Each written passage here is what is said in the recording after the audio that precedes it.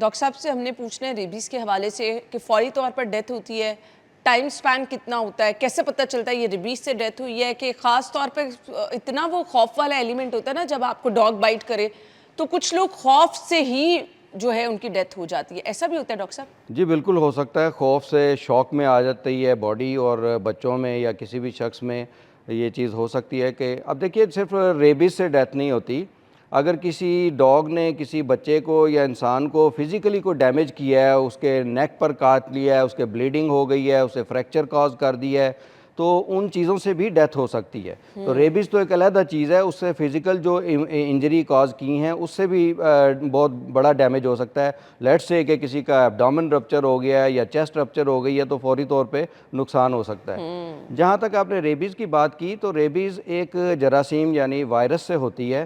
جب بیمار ڈاگ جس کے منہ میں یہ وائرس موجود ہو وہ کسی کو کاٹے تو یہ وائرس اس شخص کے جسم میں چلا جاتا ہے۔ اب اس وائرس نے اس وقت تک بیماری نہیں کرنی جب تک یہ برین تک نہ پہنچ جائے۔ اگر یہ پاؤں پر کاٹا ہے تو پھر اسے کچھ ٹائم لگے گا ذہن تک جاتے ہوئے، برین تک جاتے ہوئے۔ اگر یہ لیٹ سے کہ فیس پر کاٹا ہے ڈاگ نے تو پھر اسے جلدی موقع ملے گا، کم فاصلہ ہے دماغ تک پہنچنے میں وائرس کو۔ کتنا ٹائم سپینڈ لگتا ہے اس کو دماغ تک ایک جانے؟ رف ایسٹیمیشن ہے کہ جی 24 گھنٹے میں 1 ملی میٹر یہ وائرس ٹریول کرتا ہے، یعنی کہ 24 گھنٹے میں 1 ملی میٹر، تو پھر یہ تقریباً 8-10 دن لگ سکتے ہیں اسے ڈیپینڈنگ آن دی لوکیشن کہ کس جگہ پر موجود بائٹ ہے۔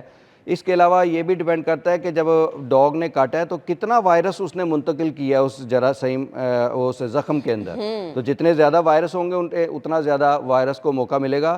یہ وائرس بلڈ میں ٹریول نہیں کرتا، یہ ہماری نروز کے ذریعے ٹریول کر کے دماغ تک جاتا ہے۔ یہ جب تک دماغ تک نہیں جائے گا اس وقت تک انفیکشن نہیں ہوگی۔